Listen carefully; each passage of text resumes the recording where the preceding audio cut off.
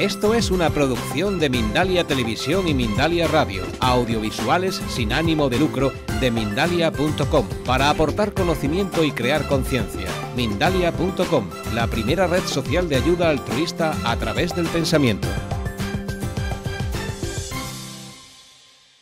Y yo quiero decirles que voy a hablarles del otro Jesús desde el punto de vista de la universidad, pero en el sentido llano y sencillo, es decir, es el resultado no de una creencia previa, sino de un estudio, y de un estudio puramente histórico. Es decir, lo que vamos a hacer no es teología, no es ni siquiera espiritualidad, ni aplicación de la figura de Jesús a nosotros, sino lo que vamos a hacer aquí es pura historia. Sin embargo, convendrán conmigo al final que lo que yo les voy a decir, que en parte es conocido y en parte no, puede extrañar a muchas personas, y hay quien a lo largo de mi vida ha empezado diciendo: usted es un blasfemo, o usted es un poco científico o nada científico. El que es un verdadero historiador presenta sus propuestas desde el punto de vista de la historia antigua. Y la historia antigua es, como he dicho muchas veces, un gigantesco rompecabezas. Pongan ustedes que le ponen a reconstruir un rompecabezas corriente que tiene 1000 piezas y solo le dan 200. Adivinen ustedes el dolor de cabeza que eso supone. Lo cual quiere decir que el que es historiador y sabe la realidad de la que parte, tendrá que decir: todo lo que yo diga ahora es posible que quizás, tal vez, a lo mejor sea así. O sea que no tienen ustedes que tomarlo sino como el resultado, y esto sí que es verdad, de un sentir medio de la investigación universitaria, que es normalmente independiente. Bueno, pues una vez dicho esto, el otro Jesús hay que sacarlo de las fuentes que tenemos, que son los evangelios. Jesús, saben ustedes perfectamente que no dejó nada escrito, pero no porque no supiera escribir, o no tampoco porque no quisiera, sino porque vive en el siglo I, y en el siglo I, en el judaísmo, lo escrito, fundamentalmente en Israel, se deja para la escritura, para la Sagrada Escritura, por supuesto, es decir, para la revelación. Cualquier comentario de un rabino en el siglo I, y ahí es donde estamos, ha de ser oral, no puede escribirse. Y los alumnos tendrán que aprenderse de memoria las sentencias del maestro, porque no pueden y no deben escribirse. Ese es el motivo fundamental por el que Jesús no escribió nada. Pero eso tiene para nosotros un problema. Nuestra imagen de Jesús se hace a través de aquellos que escribieron sobre Jesús. Y los que escribieron sobre Jesús, normalmente sus seguidores, están modificados, tienen unas anteojeras, unas gafas delante, y es que le consideran, ya cuando escriben sobre él, aproximadamente 40, 50 y hasta 100 años,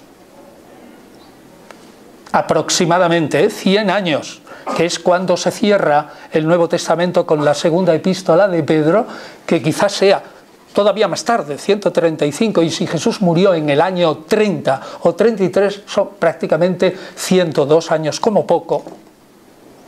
Eso supone una reflexión sobre Jesús que está teñida por una fe.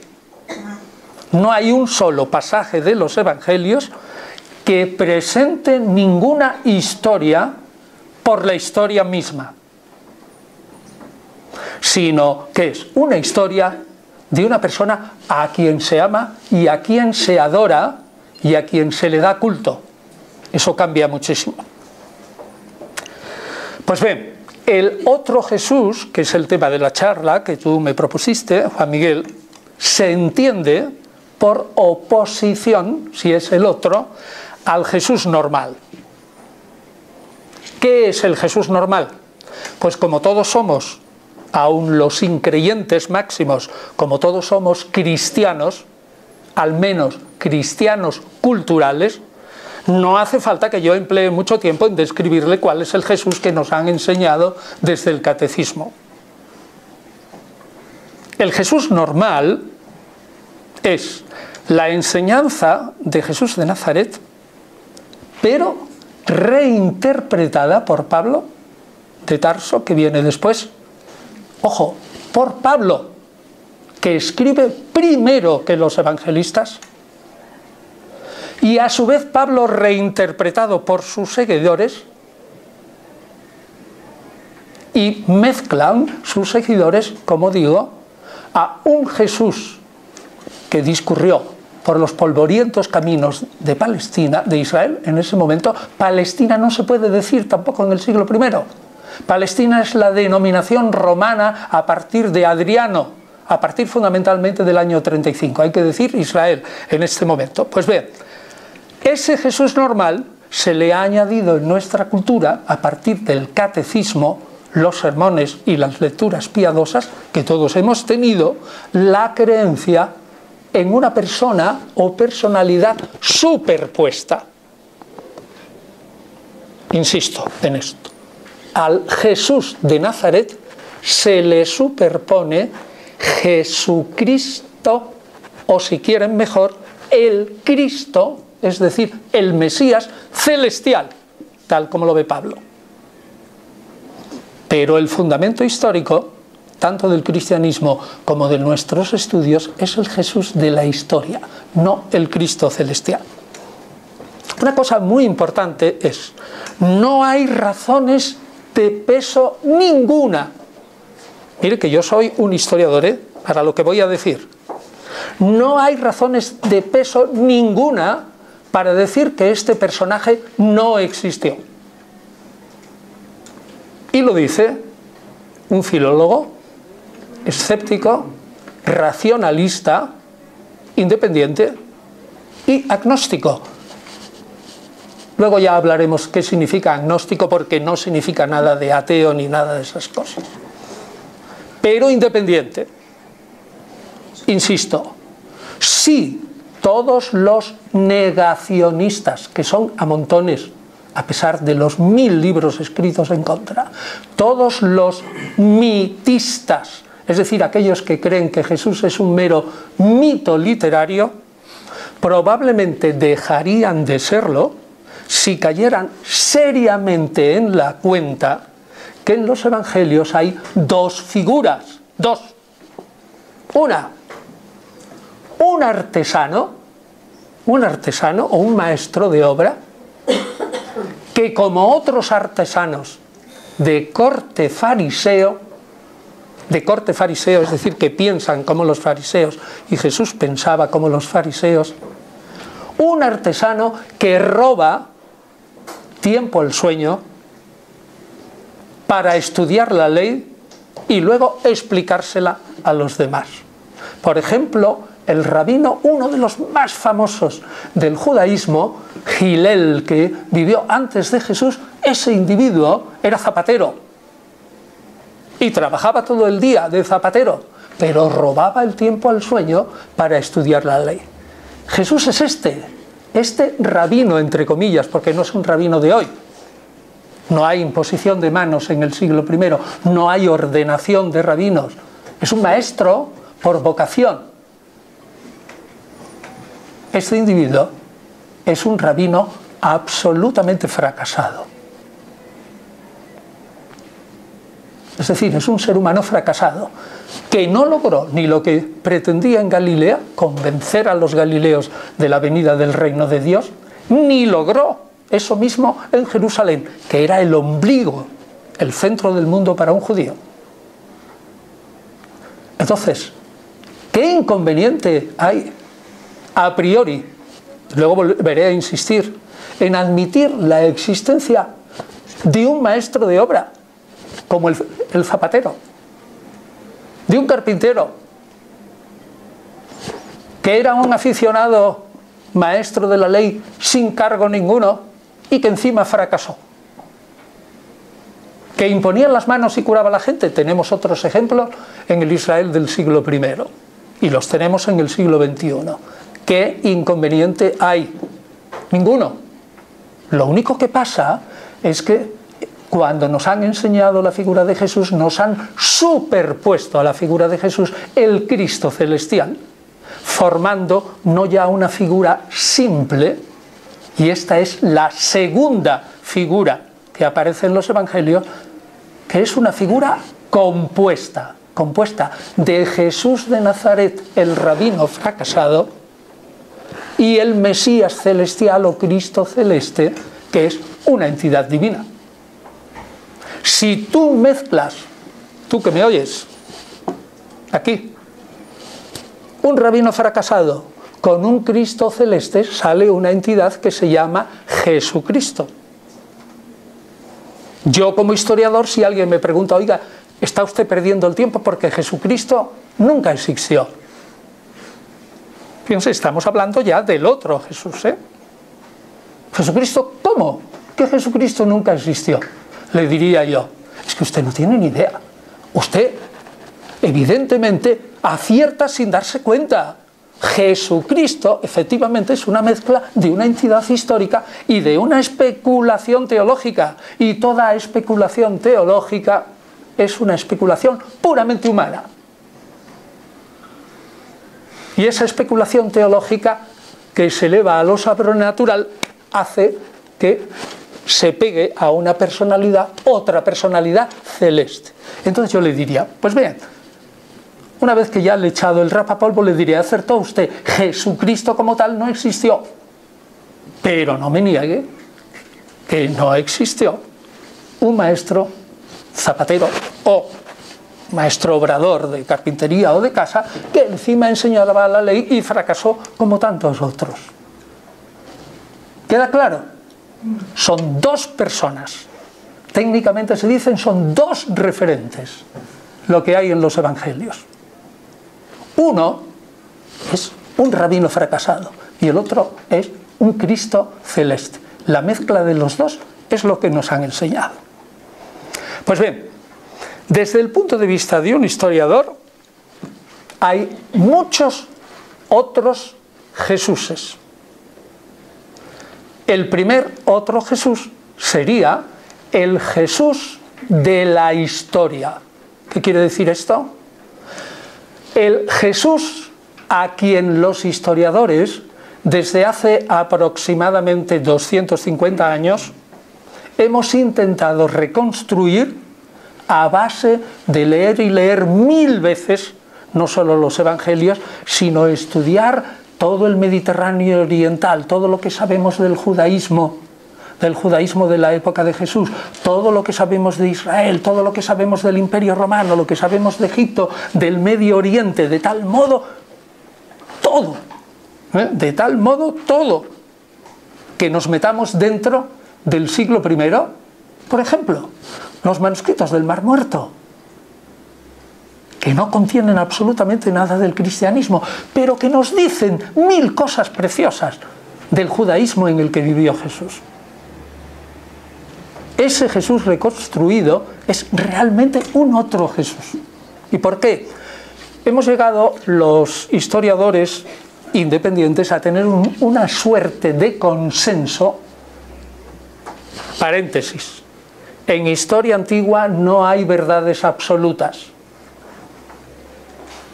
La verdad en historia antigua se hace por medio del consenso de los historiadores. Cuando muchos historiadores están de acuerdo, por ahí debe brillar algo de la verdad. Pues aproximadamente les puedo decir que el Jesús histórico, que contiene 26 puntos de vista sobre Jesús, 26, no puedo nombrarlos ahora, porque si no se nos acabaría la charla, pero trataremos de algunos de ellos en el debate o en la aclaración que vendrá después. Es un Jesús diferente, es un otro Jesús al que nos han enseñado. Por ejemplo, nace en una familia numerosa. Voló por los aires la idea de la perpetua virginidad de María. Eso no se defiende dentro de la historia. Es un ser profundamente religioso y judío. Es decir, su marco de pensamiento es el judaísmo y no otro. Esencialmente judío. Ojo, y cuando digo esencialmente judío, ¿qué es lo que quiero decir? Pues que no fue un cristiano, porque todavía no había cristianismo alguno. Es un individuo que solo se comprende si se le enmarca en la estela, en el rumbo dejado por Juan Bautista. Es decir, si alguien estudia la figura de Juan Bautista y el pensamiento de Juan Bautista, sabrá cómo empezó Jesús y qué mentalidad tenía Jesús, porque analizando los evangelios críticamente se ve que las palabras de Juan Bautista esenciales son las mismas palabras con las que empieza Jesús su predicación acerca de la venida inmediata del reino de Dios. Este otro Jesús tiene 12 discípulos, pero no fundó iglesia alguna. Esos 12 discípulos no son nada más que el símbolo de las 12 tribus de Israel restauradas. En tiempos de Jesús solo quedaban 2 tribus, o 2 tribus y media. El resto se había perdido desde el año 721, cuando Salmanasar, rey de Asiria, conquistó Israel, así se llamaba, el reino del norte, y deportó a gran parte de la población. Pero gente como Jesús pensaba que al final de los tiempos en los que él vivía, esas 10 tribus que faltaban vendrían a lomos de águila desde donde estaban, porque no habían podido ser aniquiladas, se unirían a las 2 tribus de Israel y entonces vendría el reino de Dios. Ese es el símbolo, no la iglesia que ahora tenemos. Naturalmente, si esto es Jesús, es otro Jesús. Jesús nunca se caracterizó a sí mismo como un hijo de Dios, tal como nos lo han enseñado en el Evangelio. Es decir, un hijo de Dios físico, real, como lo entendería un griego o un romano en el siglo I, o como lo entiende quizás hoy la gente de alguna manera. Jesús de Nazaret, si algo, inmediatamente antes de su pasión, si algo dijo de sí mismo, es que él era un profeta, y un profeta como los de Israel. ¿Cuántas veces han oído ustedes en los sermones que les digan Jesús fue esencialmente un profeta? Casi nunca. Ese es otro Jesús. El reino de Dios que Jesús predicaba, según la historia, es el reino de Dios de acuerdo con la doctrina de la ley y los profetas sobre todo. Es decir, un reino de Dios aquí, en la tierra de Israel, y ahora, en el siglo I, y solo para los judíos, salvo que los de fuera se conviertan en judíos. Y el que no lo admita, lean ustedes el final de Isaías, y el que no lo admita, ese será aniquilado. Imagínense, ¿qué es lo que...? El mundo de Jesús era una especie de plataforma redonda o a veces cuadrada, con los 4 puntos cardinales, da igual, que estaba rodeada por agua, que tenía 2 columnas, arriba estaba el cielo, abajo estaba el infierno. Pues bien, el centro de esa tierra plana con algunas montañas es Israel, y el centro de Israel es Jerusalén, y el centro de Jerusalén es el templo, el monte Sión. Ahí es donde, al lado, partiendo del monte de los Olivos, ahí es donde se instaurará, insisto, el reino de Dios en la tierra de Israel. ¿Y por qué sabemos esto? Pues mire, por un argumento sencillo pero contundente. Si ustedes analizan los evangelios, verán que Jesús, a pesar de las muchas parábolas que dice, jamás les explica a las gentes qué es el reino de Dios. ¿Qué es en sí? No lo explica. Solo dice, es precioso, es una perla, hay que venderlo todo. El reino de Dios merece todos los esfuerzos. El reino de Dios vendrá enseguida. Es como un árbol. ¿Pero qué es el reino de Dios? No lo explica nunca. ¿Acaso si yo fuera un político y vengo aquí a darles un discurso, a propósito de las nuevas elecciones, voy a empezar diciéndoles, les voy a decir qué es la democracia? Pues evidentemente que no. ¿Por qué? Porque yo tengo el concepto de democracia más o menos como el que ustedes tienen en la cabeza. Luego, si Jesús no explica jamás qué es el reino de Dios, ese otro Jesús pensaba que era el reino de Dios como opinaban que eran los judíos de su tiempo. ¿Y cómo era eso? Como dicen los profetas.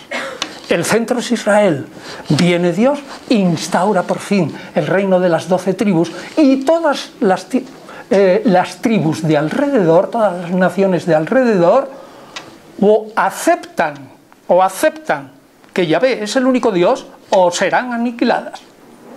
Pero aquellos que acepten que Yahvé es el único Dios, o bien se convierten al judaísmo unos poquitos, o bien el resto se quedará allí mirando al templo de Jerusalén y ofrecerán a sus hijos como esclavos o sus camellos llenos de oro y de tesoros al templo del Señor. Ese es el reino de Dios. No es otro. Ese es el otro Jesús. Jesús nunca quebrantó la ley.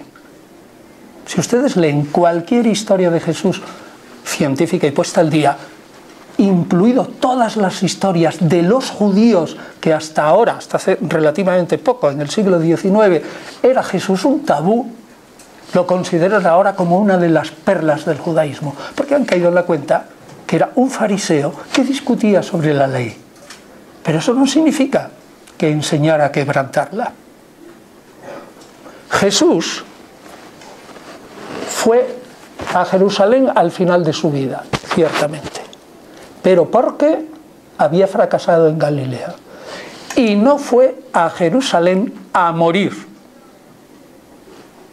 No. Fue a triunfar. Exactamente a esperar el advenimiento del reino de Dios, que vendría no por mano humana, sino por el ejército de 12 legiones de ángeles de Dios.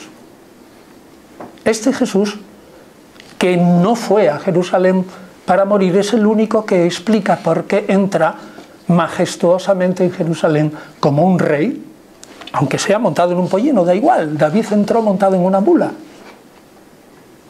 Ni tampoco se explica que como profeta, Mesías y rey de Israel, y tuviera ese incidente que llamamos la purificación del templo,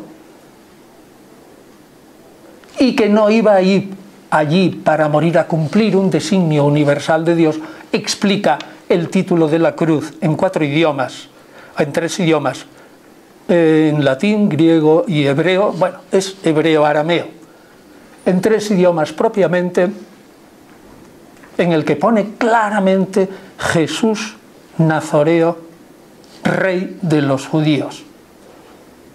Este es el otro Jesús. Ya tenemos un Jesús bastante diferente al tradicional si examinamos los evangelios a los ojos de la crítica histórica. Insisto que es una tradición de estudio científico que proviene desde hace 250 años del corazón de Alemania. Fue donde en 1768 se hizo el primer estudio absolutamente crítico sobre Jesús. Proviene en una línea ininterrumpida hasta hoy. Y el truco o sistema consiste en analizar los evangelios, nuestras fuentes primigenias, como si fueran otros libros de historia de la antigüedad. no negándoles el carácter de sagrado, pero implícitamente prescindiendo, como si fueran libros de historia. Pues vemos, otro Jesús. Pues otro Jesús sería el Jesús del cuarto Evangelio. Qué raro. Pues no es raro. Si ustedes analizan el Jesús de los tres primeros Evangelios, Marcos, Mateo y Lucas, por orden cronológico, verán que se parece en muy poco al Jesús del cuarto Evangelio. En nada, casi. La línea de su vida. Pero en lo demás, casi nada. Eso se lo dejo a ustedes. Léanlo con papel y bolígrafo y verán, contrasten si pueden. No sé si les será de acceso fácil, me imagino que no. Algunas publicaciones que hay, incluso en castellano, en que presentan los 4 evangelios en columnas. Es decir, la página es grande de tal manera que una escena evangélica la veas, si los traen los 4, la ves en 4 columnas. Si la traen 3, en 3 columnas. Y las otras 2 están allí, pero vacías. Y se las trae una, pues está una columna y las 3 vacías. Pero lo ves así. El libro tiene que ser grande, ¿no? Para que quepan 4 columnas. Comparen, si tienen un libro de esos, ¿qué número de columnas vacías hay en el Evangelio de Juan cuando los demás evangelistas hablan? Y no digo nada. Ese es otro Jesús diferente. Es un Jesús muy diferente el de los evangelios de la infancia canónicos. Ya hablaré de los apócrifos. ¿Qué quiere decir canónico? Un evangelio canónico es aquel que pertenece a la lista o canon de libros aceptados por la Iglesia. Solo hay 2 evangelios de los 4, solo 2, Mateo y Lucas, que tienen evangelios de la infancia de Jesús. San Mateo, capítulos 1 y 2, y Lucas, capítulos 1 y 2. Hagan lo mismo que les digo antes, que les dije antes. Tomen un folio, divídanlo por la mitad y escriban los rasgos de un Jesús infante de Lucas y de un Jesús infante y joven también de Mateo.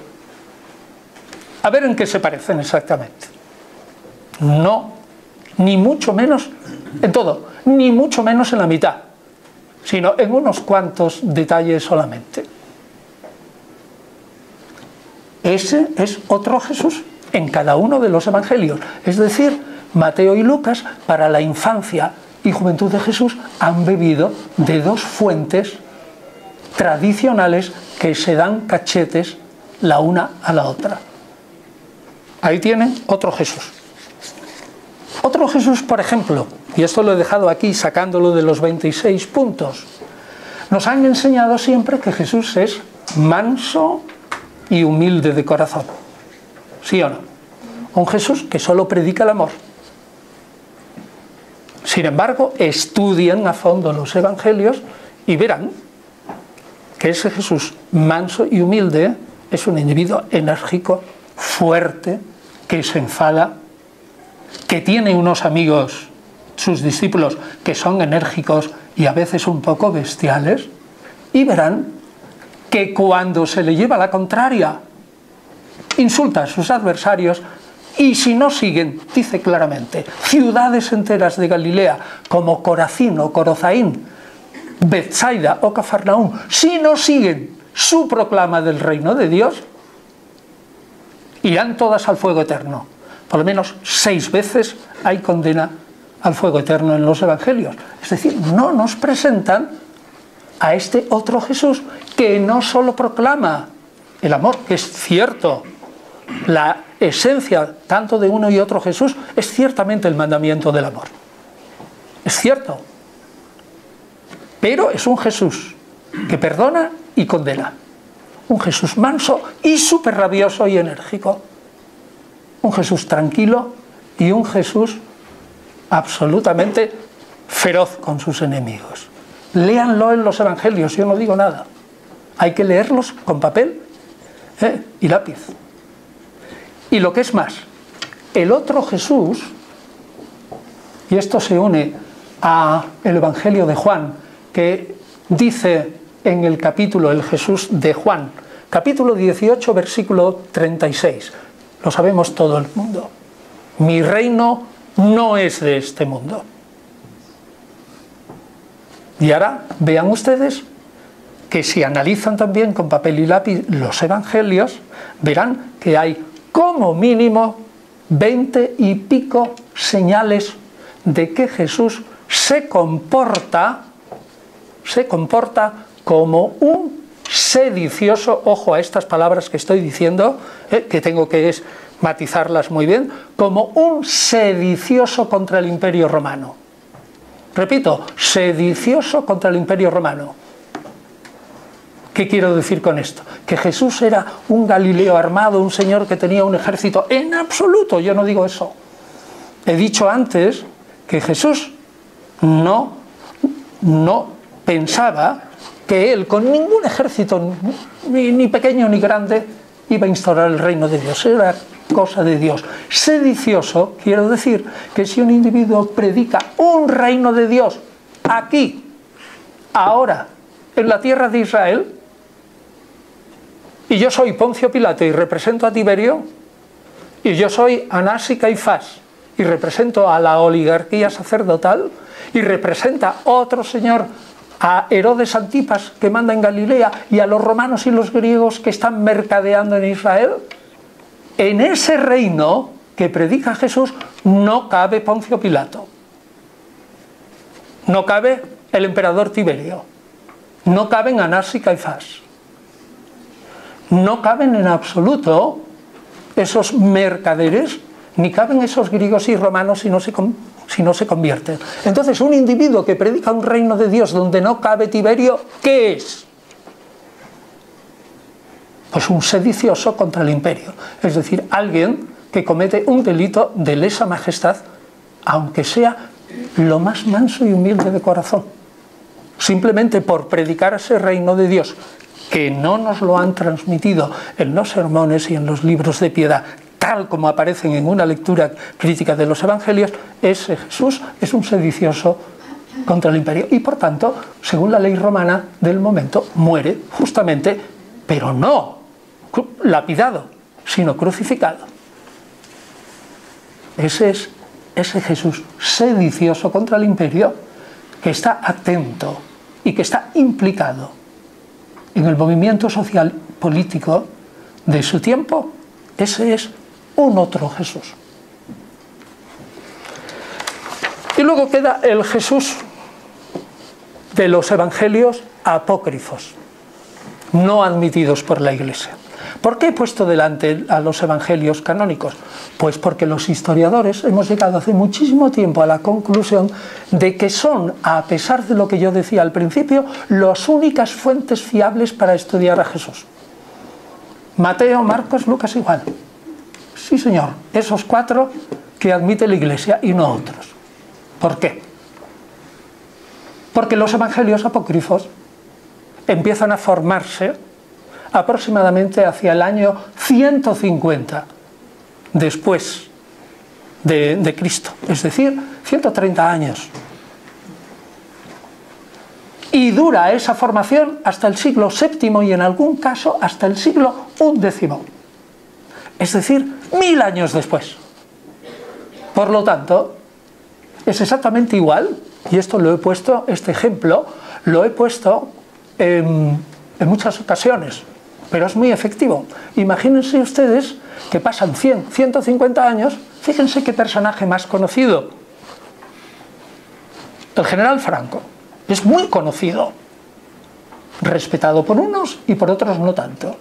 Pero imagínense a cualquiera de los que están aquí que pasan 100 años de su muerte enseguida y les encierran en un sitio y no hay ni radio allí, ni papeles, ni televisión, ni archivos, ni documentos, y ustedes tienen que escribir una biografía del general Franco con lo que han oído de su abuela, de su madre, de su tío y tal, y que no había nada. ¿Cómo será esa biografía? Sumamente fantasiosa. ¿Se va a parecer a la biografía verdadera de Franco? Pues un poco. Eso es lo que pasa con las biografías de Jesús de los evangelios apócrifos, que la mayoría son fastuosamente legendarios. Es decir, está lleno de cuentos que no podemos decir chinos, pero de cuentos greco-romanos. Sobre todo los de la infancia y los de la juventud. Es decir, el que ustedes han oído, ese Jesús que coge barro, hace unos pajaritos, ¿no?, de barro y luego ¡plum!, los lanza al aire y el pajarito de barro empieza a volar. Ese Jesús es el núcleo de los evangelios apócrifos de la infancia y de la juventud. Yo no puedo fiarme de eso. Yo como historiador no puedo fiarme de eso. No los utilizo prácticamente en nada. Y luego hay otro, sí que hay otros, que eso sí les interesa a ustedes, y ahí va el camino, que son los evangelios gnósticos. Pero antes de paso les diré que la producción de los apócrifos no ha terminado y sigue en el siglo XXI. En el siglo XVIII y XIX se inventa, y en el XX sobre todo, que Jesús no murió, que fue a Cachemira, que fue unos al Nepal, otros dicen que al Tíbet y todo esto, hasta llegar a muchos Jesuses del siglo XXI que son extraterrestres y vinieron a la Tierra en un platillo volante. Eso no, aunque sea un otro Jesús, no es un otro Jesús para los historiadores. Eso es una pura fantasía. Ni caso. Entonces nos queda una parte de los evangelios apócrifos, que son los evangelios gnósticos. ¿Cuánto tiempo me queda? Los evangelios gnósticos. Estos sí que son importantes, y sobre todo para ustedes que son espíritas, porque es la parte del Nuevo Testamento que contiene lo que llamamos la gnosis, que voy a explicar ahora, pero en escritos que no entraron a formar parte del Nuevo Testamento porque son todos muy tardíos. Digo, empiezan, muy tardíos quiero decir, empiezan en torno también al 150 y duran aproximadamente hasta el siglo IV. La gnosis, saben ustedes que es el conocimiento de lo oculto. Gnosis es conocimiento. Y gnóstico, que es el adjetivo, es el conocedor. Y agnóstico es simplemente el que no conoce, el que se declara ignorante. Entonces, gnósticos, aquel que conoce.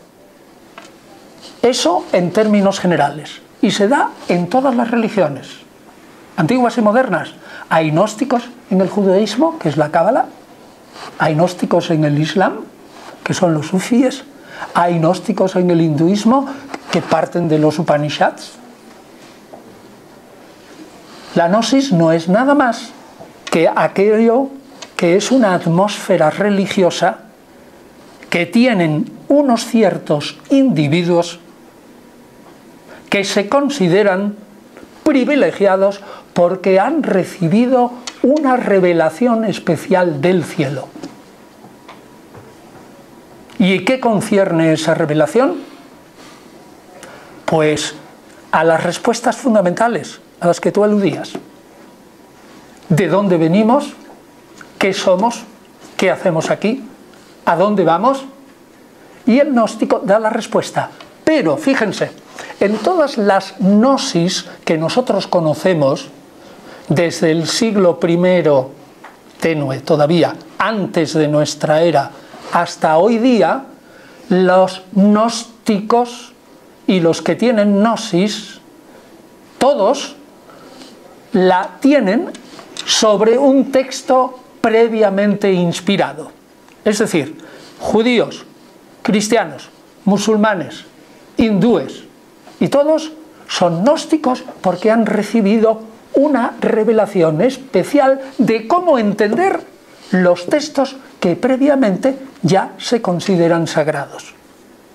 En lo que respecta a nosotros, cristianos, la gnosis considera sagrados el Antiguo Testamento y lo que hoy llamamos el Nuevo Testamento. Pero los entienden, dicen, gracias a esa revelación especial en profundidad. Mientras que un judío corriente o un cristiano corriente, como podríamos ser yo, por ejemplo, cristiano cultural corriente, soy solo capaz de entender el Antiguo y el Nuevo Testamento en la superficie, en la mera superficie, en lo que es más material. Un gnóstico diría carnal. El gnóstico que ha recibido una revelación o que es el discípulo de un maestro revelador, ese individuo conoce en profundidad las Escrituras Sagradas y sabe de verdad aquello que dicen, lo que está dentro, que se le escapa a todos los demás. Y ahí sí que hay un otro Jesús.